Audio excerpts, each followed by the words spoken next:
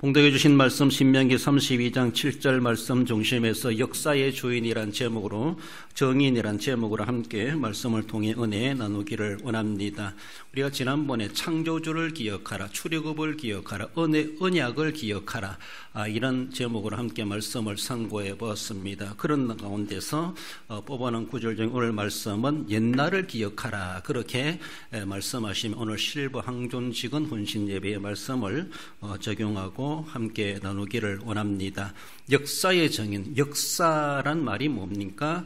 지날 역자와 사기 사자를 써서 지나간 사실이다. 그리고 사실에 대한 인식이 어떠한가? 역사관, 역사의식 그렇게 말을 하기도 하는데 아무튼 역사란 말은 지나간 날들에 대한 실제적인 사실을 가리키는 것이 역사다라는 겁니다. 그래서 지나간 것에 대한 사실이죠. 이미 일어난 사건이죠. 거기에 대해서 평가는 주관적일 수가 있고 다를 수 있겠지만은 올바른 해석이 필요하고 올바른 적용이 필요하고 그래서 올바른 역사관이 정립되어야만이 그래서 더욱더 아름답게 세워져 갈 수 있는데 역사란 말이 그만큼 참 중요하다라는 겁니다. 그래요. 지나간 과거 사실에 대해서 오늘 본문은 옛날을 기억하라 이렇게 말씀하고 있는데 일단은 그 역사의 산정인으로서 우리 어르신들, 항존 직원들 또한 신앙생활에서 하나의 정인이다 이렇게 말해 볼 수가 있습니다. 그 정인은 과거를 바탕으로 하여 미래를 설계할 책임 있는 자들이고 더 나아가서는 인생과 신앙의 어른이다 이렇게도 말을 할 수가 있습니다. 과거의 사실을 경험해 온 사람들입니다. 그렇다면 과거에 그런 좋고 안 좋은 경험을 가지고 있다면 앞으로 어떻게 해야 될 것인가에 대해서 미래를 제시해 줄 수 있는 사람이 바로 정인입니다. 더욱이 역사의 정인이다 이렇게 말해 볼 수가 있습니다. 과거를 살아보지 못한 사람들은 거기에 대한 아무런 말도 할 수 없고 미래에 대한 설계도 할 수가 없습니다. 그러나 지난 내 나이만큼이나 인생만큼이나 산전수전 경험한 것을 바탕으로 삼고 그렇다면 앞으로의 미래를 어떻게 해야 될 것인가에 대한 그것을 제시할 수 있고 설계도를 작성해 줄 수 있는 그런 어쩌면 정인, 그렇게 하는 사람이 정인, 역사의 정인이다 이렇게 말하게 되는 겁니다. 시대를 우리는 책임지는 역할을 해야 되는데 시대를 책임지는 자가 남에게 맡길 것이 아니고 내가 오늘 이 시대를 살아가고 있기 때문에 이 시대에 내가 역사의 산정인이고 역사의 사실인물이고 그래서 내가 이 역사를 어떻게 내가 잘 감당해 가는가 책임을 지는가라고 하는 것은 역사의 품질, 역사의 질을 좌우한다 이렇게 말해 볼 수가 있습니다. 그래 오늘의 내가 오늘 이 시대에 2025년 오늘의 날짜를 역사의 산정인으로서 장본인으로 살아가는데 내가 인격을 가지고 살아가면은 그만큼 오늘의 이 시대의 역사는 질이 좋은 겁니다. 그러나 비양심적이고 비상식적이고 비윤리적이고 정말로 말이 안 통하게 그렇게 무법천조로 살아간다라면은 오늘의 날짜의 오늘의 역사의 수준은 아주 밑바닥이다, 불량스럽다 이렇게도 볼 수가 있습니다. 그러므로 5천년의 나라의 역사를 자랑하기보다 그 나라의 역사 속에 우리는 얼마나 그런 인격이 있고 신앙적으로 볼 때 성화되어 있고 성숙된 모습으로 우리는 그날을 살아왔던가를 돌아보면서 정말로 부끄럽지 않는 그런 시대에 책임지는 역할을 잘 감당해 내야 합니다. 한편에서 오늘날 우리나라 보면 더욱이 정계로 바라보면 참 수준 낮다 이렇게 할 정도로 어쩌면 5천년의 역사 가운데 이만한 수준이 뒤떨어지는 그런 역사에 발자취를 남기고 있는가, 참 수치스러운 역사가 아닌가. 지어버리고 싶고 상기하고 싶지 않고 기억하고 싶지 않는 옛날로 지나가는 것은 아닌가. 옛날을 기억하라고 하는데 그렇지 못하는 것이 그런 흔적들을 남기는 것은 아닌가. 오늘 이 시대 동시대 우리들에게도 막중한 책임이 있다라고 하는 것을 우리는 분명히 공감의식을 가지고 역사의 정인으로서의 사명을 다하되 헌신해가는 우리 모습이 되어야 할 것입니다. 본문으로 돌아서 먼저는 역사의 정인은 역사의 계승자임을 말씀합니다. 옛날을 기억하라, 역대 연대를 생각하라. 옛날은 옛 어른들이 지켜온 원칙입니다. 우리가 말하죠. 옛날에는, 그렇죠. 옛날에는 이런 말 합니다. 그 옛날은 원칙이 있었어요. 그 옛날에는 아마 그게 원조라는 거예요. 우리 신앙적으로 보면은 하나님 아브라함에 계시하신 것이 있어요. 그것이 옛날이에요. 그것이 원본이에요. 그것이 원칙이에요. 세월이 흘러다 보니까 그 옛날이 자꾸 변질되어지고 왜곡되어지는 것이 문제이지 옛날을 기억하라. 오늘 본문에 옛날을 기억하라고 하는 것은 본질을 기억하라. 본질, 원래를 기억하라.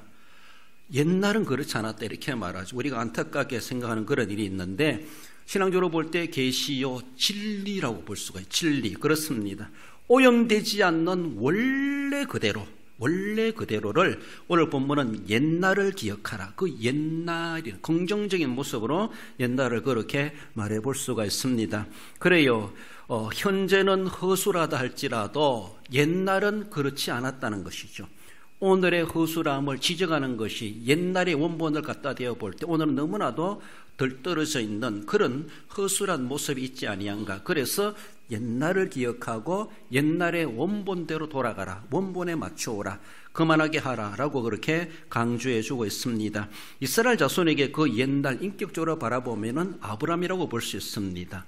왜? 그 민족은 아브라함으로부터 시작되었다고 볼 수 있기 때문에 우리 조상 아브라함이 하나님께 어떻게 부름을 받았는가, 하나님께 어떠한 계시를 받았는가, 하나님 아브라함에게 무엇을 언약하셨는가, 이 땅을 주겠다, 하늘의 별과 같이 주겠다, 왕국이 되게 하시겠다, 뛰어난 민족이 되게 하시겠다, 누구에게? 아브라함에게 주셨습니다. 이스라엘 백성들은 그것을 기억해야 돼요.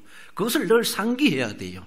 그 후손답게 살아가고 있는가. 혈통적으로 우리의 조상 아브라함이다만 자랑하지 말고 아브라함은 어떻게 그 계시를 받고 언약을 가지고 하나님 앞에 어떻게 순종하고 믿음을 가지고 살아왔는가를 늘 그것을 대조하고 비교해보고 거기에 맞추려고 해야 되죠. 그래서 그 원조, 그 옛날을 기억하라. 좀 더 나아가서는 우리의 조상 이삭은 어떻게 했을까? 우리 조상 이스라엘, 즉 야곱은 어떻게 했을까? 그들은 어쩌면은 아브라함으로부터 계시받은 언약을 받은 그것을 어떻게 계승자로 이어왔는가라는 것이죠. 아브라함을 이어서 이삭이 계승했고 이삭을 이어서 야곱이 계승했고 12지파가 계승해 오는 그런 가운데 계승자라는 겁니다. 역사의 계승자가 역사의 정인이 되는 거예요. 그 계승을 잘못되게 계승하면은 빗나간 정인이 되는 거예요. 역사가 왜곡되게 되는 거예요. 나중에 하나님의 약속이 엉뚱하게 이루어지는 거예요. 하나님은 그렇게 약속하셨는데 엉뚱한 약속을 가지고 그게 조상으로부터 받았다라고 하면 엉터리죠. 하나님은 엉터리에다 그렇게 하나님은 언약을 성취해 주실 하나님이 아니십니다. 원본 그대로를 쭉 이어왔을 때 원본 그대로 하나님은 언약을 성취해 주시는 거예요. 그 땅을 차지하게 해주시는 거예요. 그 땅에서 오래 살리라 그렇게 언약하신 대로 이루어 주시는 거예요. 그래서 역사의 계승자라고 한다는 것은 얼마나 귀한지 몰라요. 그걸 제대로 이어오지 못한 사람이 역사의 산 정인이다. 엉터리죠. 그런 사람은 정인이 아닙니다. 동시대에 살아왔다 할지라도 그렇습니다. 인간적으로 볼 때는 아브라함이 어떻게 했을까, 이삭이 어떻게 했을까, 우리 조상 야곱이 어떻게 했을까, 그것을 생각해 봐야 되죠. 옛날은 하나님의 계시이며 원본을 가리키는데 세월이 흐르고 세상이 바뀐다 할지라도 하나님의 그 계시는 변하지 않습니다. 다른 것은 하나님의 말씀, 하나님의 주신 성경은 변하지 않습니다. 세월이 바뀌고 세월이 흘러가고 세상이 바뀐다 할지라도. 근데 많은 사람들이 자꾸만 세월이 흘러가고 세상이 바뀌니까 오늘날 세상에도 성경을 믿느냐? 오늘날 세상이 어떤 세상인데 세상이 그렇게 받아들인다 할지라도 성경은 변하지 않습니다. 하나님은 처음에 계시하시고 약속하신 것은 성경입니다. 누가 뭐란다 할지라도 그건 고전에 불과하다라고 생각할지 모르지만 하나님은 이대로 나중에 이루시는 겁니다. 그때 어떻게 할 겁니까? 그대로 하나님은 해주시는데, 그러니까 세월이 아무리 수천 년 수백 년 흘러가도 수만 년 수억 년이 흘러가도 주님은 옛날을 기억하라, 그 원본을 기억하라는 겁니다. 그거 병림질시키지 말고 왜곡시키지 말고 세월이 흘러갔으니까 오늘 시대는 안 맞다라고 생각하지 말고, 아무리 과학 문명이 발전해도 하나님의 천지를 창조하신 거 다 알아낼 수가 없어요. 그것도 못합니다.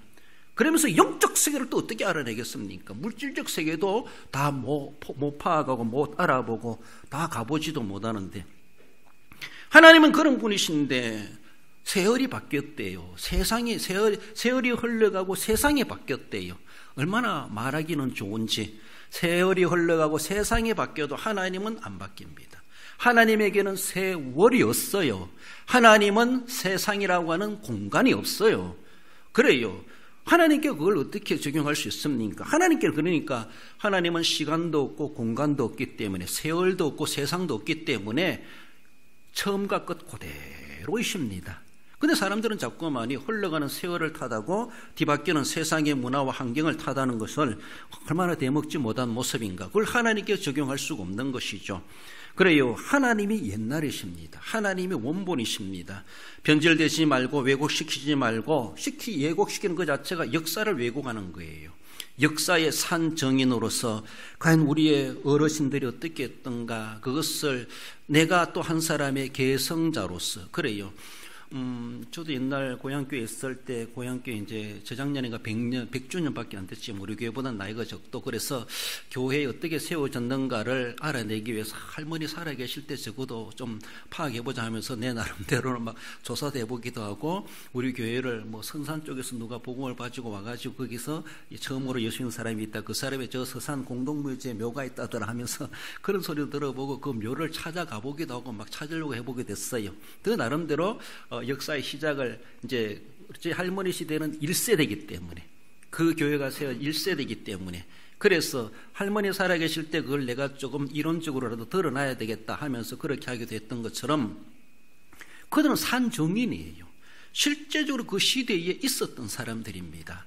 그렇기 때문에 그분도 그 나름대로 주관적인 해석도 될 수 있겠지만은 그러나 역사적인 사실에 대한 것을 조사하고 그것을 내가 인식하고 그것을 내가 지식으로 품고 그것을 또한 내가 소화해내면서 또한 다른 사람들에게 남겨주고 가르쳐 줄 수 있는 것 그런 개성자가 되는 것을 봅니다. 그래 여러분들 잘못된 왜곡된 것이 전통이다.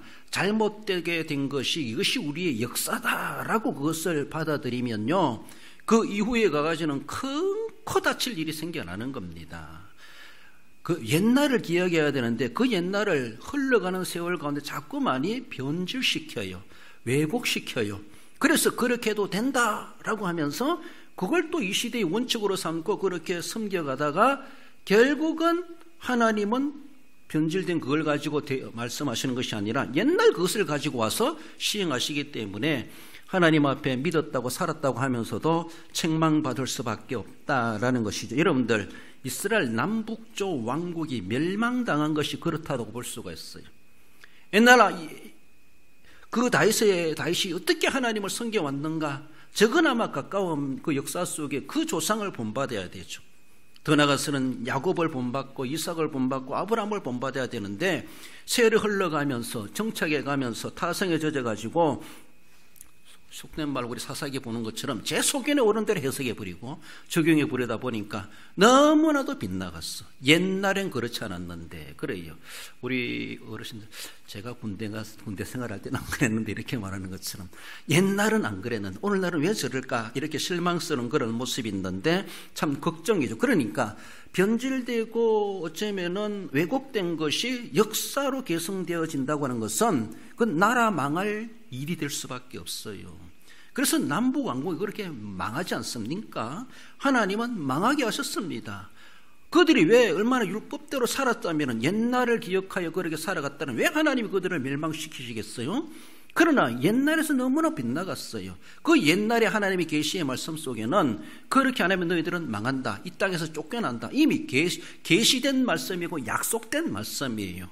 그렇게 해도 괜찮다라고 받아들이는 사람이 잘못된 것이죠. 괜찮은 것이 아니라 결국 나라가 망하지 않습니까? 실제적인 예가 되었어요. 그것이 하나의 일벌백계처럼 그렇게 본이 되었다라는 것을 볼 수가 있는데 그렇게 우리가 취급당하는 일이 되지 말아야 될 것이죠. 그래서 변질된 그런 모습 속에서 옛날을 기억하라고 하는 것은 에가서 3장 40절에 보면은 예레미야 선지자는 우리가 스스로 우리의 행위를 조사하고 여호와께로 돌아가자 이렇게 말합니다. 유다 나라가 멸망하고 나서 어쩌면은 예레미야 선지자는 슬픈 노래를 지으면서 우리 스스로를 한번 조사해보자. 뭐가 잘못됐는가? 옛날과 비교 대조해보자. 결국은 우리의 답은 여호와께로 돌아가는 수밖에 없다. 이게 옛날로 돌아가잖아요. 옛날로. 구닥다리 받아들이자는 것이 아니라 원본대로 살아가자. 원본대로. 그래 여호와께로 돌아가자. 진정한 우리의 옛날은 여호와입니다. 예레미야가 그걸 눈물겹게 외치고 있어요. 나라 망하고 나서 이걸 겪고 있어요. 호세 6장 1절도 나라 망하기 전에 선지자죠. 오라 우리가 여호와께로 돌아가자. 여호와께서 우리를 찢으셨으나 도로 낫게 하실 것이요 우리를 치셨으나 싸매어 주실 것임이라. 이런 하나님, 지금 우리가 이렇게 되었지만, 탕자처럼 되었지만 이제라도 아버지께로 여호와께로 돌아가자. 그는 우리를 싸매시고 치료하시고 낫게 하실 것이다. 우리 같은 것이라도 받아주실 것이다. 돌아오기를 기다리시는 우리 하나님 앞에 돌아가자. 역사를 왜곡시키지 말고 옛날로 돌아가자. 옛날을 기억하자. 이렇게 해야 될 책임자들이 우리 항존직원이 어쩌면은 인생적인 모습에서 거기에 선두주자가 되어야 된다는 것이죠. 그렇게 구진들을 지도하고 이끌어가고 본을 보여야 되고, 오늘 본문에 예레미야 선지자가 되어야 되고 호세아 선지자가 되어야 되고, 우리가 여호와께로 돌아가야 됩니다. 그래야만이 살 길이 있습니다. 이래야 돼야 됩니다. 먼저 경험하고 살아온 사람들로서 이율에 대한 영적으로 인간적으로 지도력을 발휘해가는 그런 역사의 계승자로서, 그리고 계승자를 나아가는 그런 모습에서 역사의 정인의 사명을 감당할 때, 그것이 우리가 해야 될 한편의 헌신의 내용이라고 하는 것을 말해볼 수가 있습니다. 나아가서 역사의 정의는 역사의 현장의 경험자들임을 말씀해 주십니다. 내 아버지에게 물으라 그가 내게 설명할 것이요. 여기서 아버지, 히브리 말로 아브라는 그런 말인데, 그래서 아버지 이런 말도 나오죠. 아버, 조상이다, 창시자다, 제작자다, 직접 경험한 자를 가리킨다, 이렇게 의미가 있습니다. 이 아버지에게 물으라. 아버지는 창시자입니다. 그 물건의 제작자입니다. 그러니까 거기에 대해서 해박한 사람이에요. 거기에 대해서 실제적으로 몸과 물질과 시간으로 인생을 들여서 거기에 헌신했던 사람이다, 이렇게 의미를 담고 있습니다. 실제적으로 거기에 경험자입니다. 일제강점기를 경험하고 6.25 전쟁을 경험하고 보릿고개를 경험하고, 이런 것을 실제로 경험자들, 경험 얼마나 귀합니까? 그렇지 않습니까? 노아 시대 홍수를 경험한 사람이 있어요. 홍수 심판을. 물론 다른 사람도 다 죽었지만 노아의 가족밖에 없겠지만, 그래요. 그런 일도 있었어요. 그래요. 아브라함 시대에 소돔과 고모라가 멸망하는 것을 목격한 사람이 있어요. 그 시대에 살아간 사람이 있고, 그 심판을 실제로 현장에 가본 사람이 있어요. 아브라함을 비롯한 롯이라고 볼 수가 있고, 이름 없는 그런 주변의 사람들이라고 볼 수가 있어요. 유황불도 있다. 유황불의 심판도 내릴 수 있다는 것을 실제로 경험자들이었고요. 모세 시대에 애굽의 10가지 재앙이 생생하게 임하여서 강물이 핏물이 되어지고, 메뚜기 때 깨구리 때 온갖 독종 짐승들이 죽어나가고, 더 나아가서는 초태생이 죽으리라, 초태생만 죽어가는 것도 실제로 경험했어요. 그 현장에서 실제로 경험자입니다. 아버지는 출애굽도 경험했죠. 출애굽도 홍해가 갈려지는 것을 경험했고, 광야 40년에 만나가 내리는 것을 그들은 경험했어요. 바위에서 물이 터져 나오는 것을 경험했어요. 아버지는 그런 경험자입니다. 여호수아 시대에 요단강이 갈라지는 것을 경험하고 가나안 정복해가는 것을 실제로 경험했어요. 경험자입니다. 여호수아 시대마다 다윗과 솔로몬 시대에 이스라엘 나라가 그렇게 부강했다고 하는 것을 경험한 사람이 있어요. 다윗과 솔로몬 시대에. 그래요. 노아 시대, 아브라함 시대, 모세 시대, 여호수아 시대, 다윗 시대, 솔로몬 시대, 남북 왕궁 시대가 어땠는가. 그렇게 하다가 나라 쫄딱 망하는 것도 경험했어요. 왕국 시대에. 그 남북 왕국 시대는 나라 망하는 것도 경험했어요. 그렇게 가나안 땅에 찾아왔지만 쫓겨나는 것도 경험했다는 겁니다. 에스라와 느헤미야 시대는 포로민들이 돌아와서 다시 나라가 재건되는 것도 경험했어요. 그렇게 하나님의 은혜가 시행되는 것도 에스라 시대, 느헤미야 시대, 이런 일을 경험한 자들이 우리 아버지라는 것이죠. 예수님 시대, 2000년 시대에 예수님이 물 위로 걷는 것을 경험한 사람도 있어요. 보았어요? 안전병을 일으키는 것, 소경이 눈 뜨는 것, 귀신이 쫓겨나가는 것, 복음사역이 이루어지고 많은 사람들이 예수님의 가르침을 감탄을 느끼는 것, 예수님 시대의 그것을 직접 경험한 사람들이 있어. 예수님이 십자가에 달린 것을 본 사람도 있고, 예수님이 무덤에서 부활하신 것도 본 사람도 있고, 그 시대마다 목격자들, 시대마다 경험자들이 있어요. 직접 경험했을 수도 있고 간접 경험이 될 수 있고 그 기적의 현장의 장본인이 될 수가 있고 그 일어나는 것을 직접 눈으로 본 사람도 있어요. 이제 우리나라 돌아보면은 일제강점기를 경험한 우리의 어르신들도 있어요. 그래요. 그 피비린내난 6.25 남북 동족산잔의 피난생활, 전쟁하는 것, 자신의 남편, 아들들이 전사로 죽어가는 그런 것도 경험하고 통보를 받고 나라가 복고되고 잿더미에서 재건운동해 가고 그래요. 대한민국 또 한국교회가 7, 80년대 부흥해 가는 것을 경험해 보기도 하고 새마을운동을 통해서 경제성장을 이루어가는 것도 실제적으로 몸소 그렇게 몸으로 해가며 경험했던 우리의 아버지, 오늘 보면 그 아버지는 그런 분이라는 거예요. 인생이 길든지 얇든지 아무튼 우리가 뭐 노아 시대, 아브라함 시대 경험하지 않았지만 그러나 내 나이만큼이나 그 시대에 일어났던 일들을 경험했어요. 군사정부도 경험했고 민문정부도 경험했고 또 이런저런 것도 경험했고 경험자입니다. 현장의 경험자, 현장에 이런 현장이란 말은 참 좋은 거예요. 현장이란 말은 현장. 그래서 사무실이 아니라 난 현장이 좋다 이런 게 좋죠. 그래요. 현장의 경험자가 실제 경험자입니다. 그러 도서관에 앉아서 이론으로만 그리고 영상으로만 배우는 그런 것이 아니라 몸으로 경험한 거 어떻게 다 글로 나타내고 사람들에게 다 말로 나타낼 수가 있겠습니까? 다 말로 표현하지 못하는 것, 글로 나타내지 못하는 것 더 많을 수가 있어요. 글로 책으로 쓰는 것보다도 그렇습니다. 우리 한국교회가 세계 선교를 해가고 부흥에 정말로 기독교 역사에 이런 예가 없을 정도로 그렇게 칭찬받을 만한 그런 시대도 우리는 경험해 왔고 지금도 선교의 대국으로 발전해 가기를 소망하며 약화되지 않기를 그렇게 소망하고 있습니다. 그래요. 이런 하나님의 복과 은혜의 시대를 우리는 경험해 보며 정말로 이런 분들이 얼마나 생존하고 있다고 하는 것이 인간 문화재요. 국보급이라는 겁니다. 국보급. 그런 분들은 오래 사셔야 되고 왜? 산증인이잖아요. 역사의 현장의 경험자입니다. 그래 저도 말씀드렸는데 어느 교수님이 총신대 칼빈 신학 다닐 때 총신대 교수 은퇴하신 분이 우리 칼빈에 와가지고 강의하시는데 뭐 백내장인지 뭐니 눈이 잘 안 보이고 이렇게 봐도 잘 안 보이고 눈이 점점 시력을 잃어간다는 거예요. 석학인데 제가 볼 때 저런 분들이 오래 사셔야 되는데 교수님 제 눈 떼드릴까요? 할 정도로 그렇게 아쉽고 안타까운 분이 있어요. 그래요.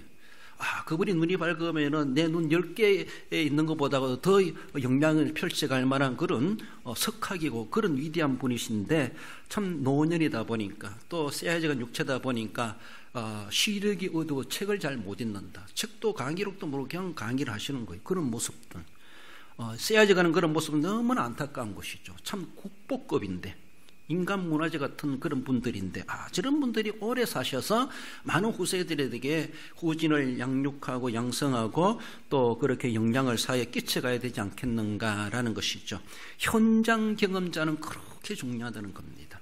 누구보다도 하나님의 은혜를 경험하고 시험도 경험하고 한마디로 말 그대로 산전수전 공존전까지 경험했다고 하는 것을 우리가 무시할 수가 없습니다. 우리가 눈으로 본 바요, 손으로 만진 바요, 우리가 함께 나눈 바요 이렇게 말할 수 있는 것처럼 그래요. 이런 모습 속에 내가 경험자로서의 경험한 것을 나만이 갖고 있지 말고 나타내주는 앞에서 말씀 나눈 것처럼 개성해주는 개성자가 되고 개성해주고 뒤에 볼 것도 후진을 양육해내야 되는 그런 책임이 분명하게 경험자로 있다라는 겁니다. 천군천사들이 나타나서 다윗의 동네에 너희를 위하여 구주가 나셨으니 천군천사들이 한밤중에 찬양하는 그것을 목동들은 보았어요. 경험했어요. 누가복음 2장 20절에 목자들은 자기들에게 이르던 바와 같이 듣고 본 그 모든 것으로 인하여 하나님께 영광을 돌리고 찬송하며 돌아가니라. 우리가 베들레헴으로 가보자라고 하며 양들을 놔두고 그들이 아기 예수를 찾아 경배하는 그들은 그것을 목격했어요. 소식을 들었어요. 천사가 나타나가지고 알려주는 소식에 직접 목격한 자예요. 현장 경험자입니다. 그리고 실제로 베들레헴 말고요. 그 마국간에 현장에 찾아가서 아기께 경배했던 그들의 모습들, 자기만이 가지고 있는 것이 아니라 경험한 그대로 실제적으로 사회에 나타내고 모세과 마리아에게도 자기들의 경험담들을 알려주는 그런 모습들을 볼 수가 있습니다. 우리는 지나간 역사, 내가 태어나게 일어난 일에 대해서 우리는 잘 모릅니다. 그러니까 앞서 살아간 산 증인들을 통해서 더러 오늘에까지 이루고 있습니다. 그것이 교회 역사로 보면 2000년의 세월이 되었고 구약 역사로 보면 수천 년이 되었고, 그렇죠? 그렇지만 그것이 제대로 전래 되어 왔으니까 전래대로 그것이 성경이 되었고, 그것이 오늘 우리의 신앙의 중심이 되고 있습니다. 이게 잘못 전해지면, 왜곡되면 엄청난 문제가 생겨날 수가 있다라는 것이죠. 그러니까 내가 잘 배우고 내가 잘 전해줘야 돼요. 내가 경험한 사실 그대로를, 옳고 그름을, 좋고 안 좋고를 분명하게 있는 그대로를, 경험한 대로를 전해줘야 되죠. 그리고 우리는 예수님에 대해서 눈으로 본 적이 없어요. 손으로 만져봐요. 사도 요한은 만져봤을지 모르지만 우리는 못 만져봤어요. 그래요. 우리는 직접 목소리를 들어보지도 못했어요. 그렇지만은 직접 경험자들이 그렇게 알려줌으로 우리가 알고 있어요.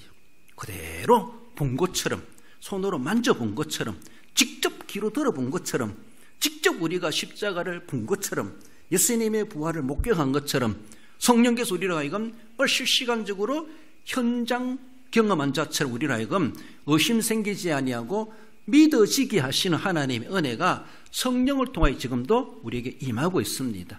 그래서 2000년 전에 믿어 구원받은 사람이나 지금 믿어 구원받는 거나 똑같은 효력, 똑같은 구원의 은혜, 하나님 우리에게 있게 하도록 성령께서 우리의 시공간의 차이를 극복하도록 성령께서 지금도 그렇게 역사하고 계시다는 겁니다.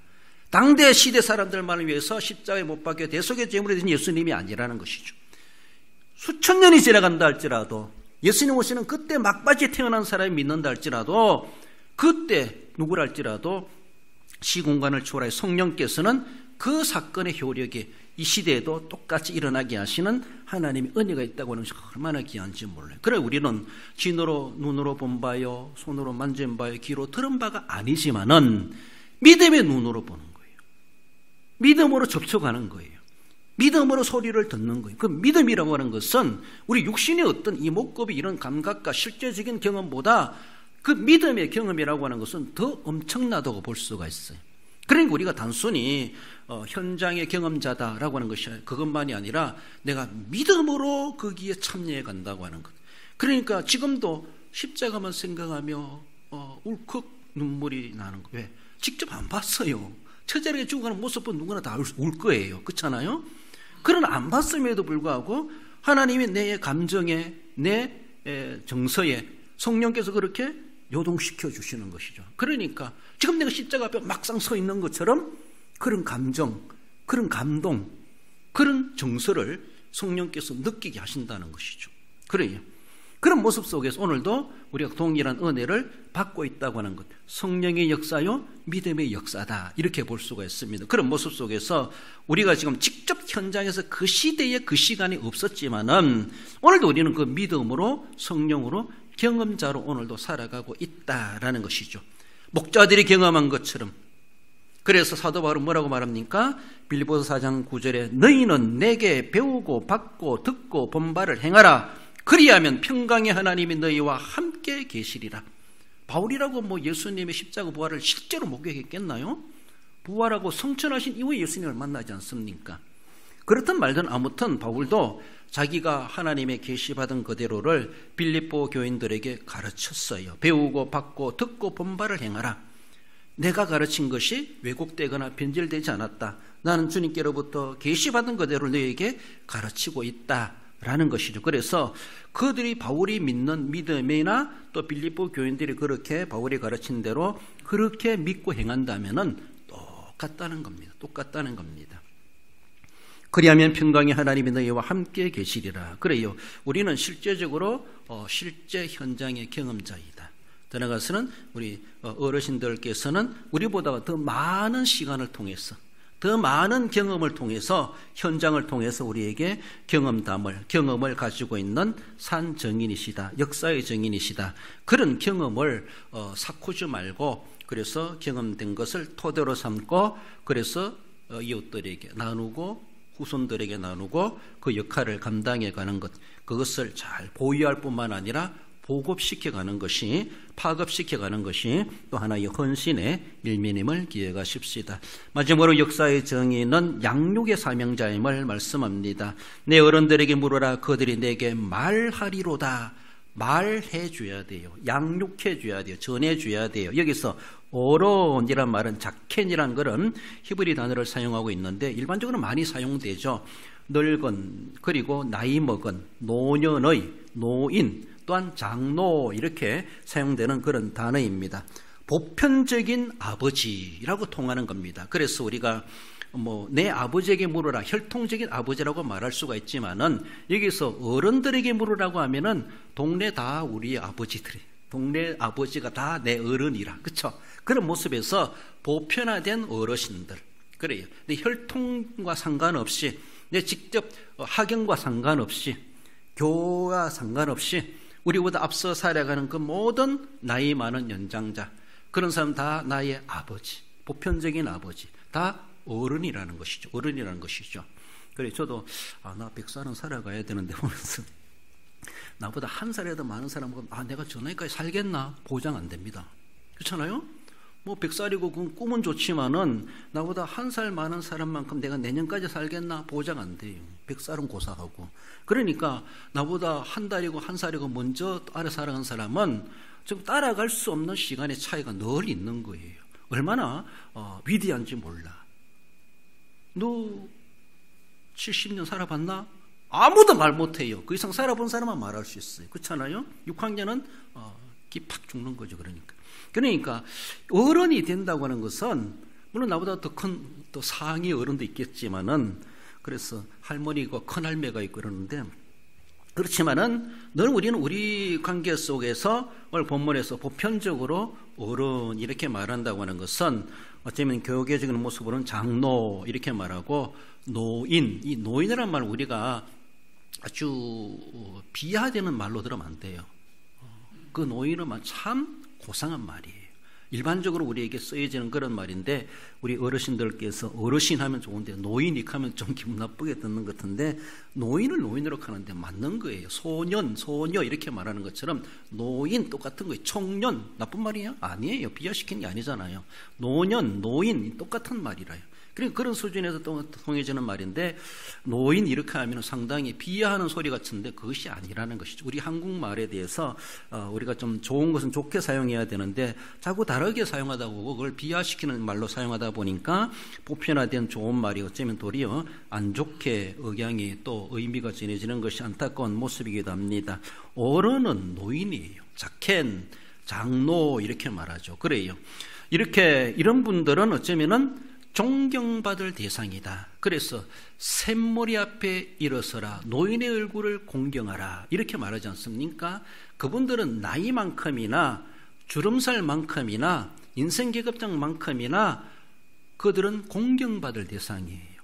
그 앞에 일어서야 된다는 것이죠. 샘머리 앞에. 그렇습니다. 노인이라는 그 자체가 바로 받아야 될 대상들이다. 일반적인 모습에서 그렇게 보여주고 있습니다. 그러므로 또 노인의 입장에 내가 정말 존경받을 인격자가 돼야지, 늘 그런 부담감을 가지고 후배들한테, 후손들 앞에 존경받지 못할 그런 모습을 보이지 않도록 노력해 가는 것도 필요하기도 합니다. 어른이라고 해서 나이를 자랑하거나 어른으로서 장유유서하면서 대우받아야지 이렇게만 생각하면 또 안 된다는 것이죠.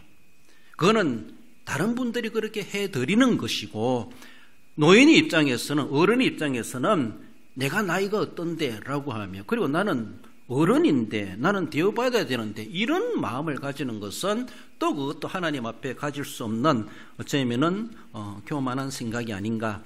마땅히 그렇게 대우받아야 할 대상임에도 불구하고 본인적인 위치에서는 그런 마음을 가지는 것은 상당히 조심스럽다라는 겁니다.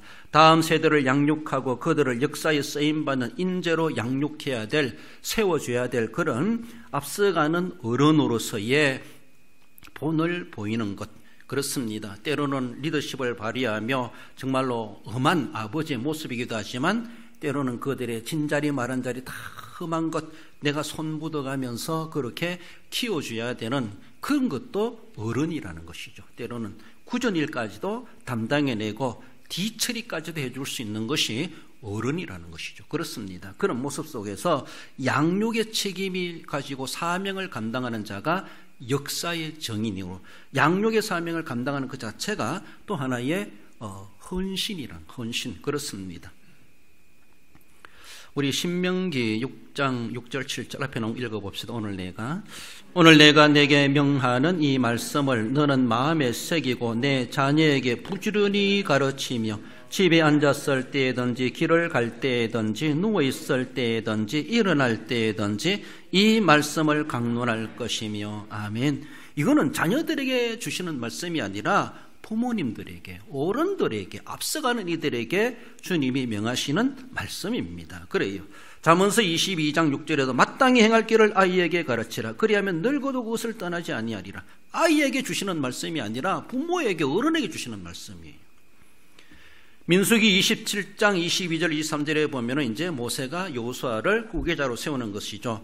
모세가 여호수아를 데려다가 그에게 안수하여 위탁하되 여호와께서 모세에게 명령하신 대로 하였더라.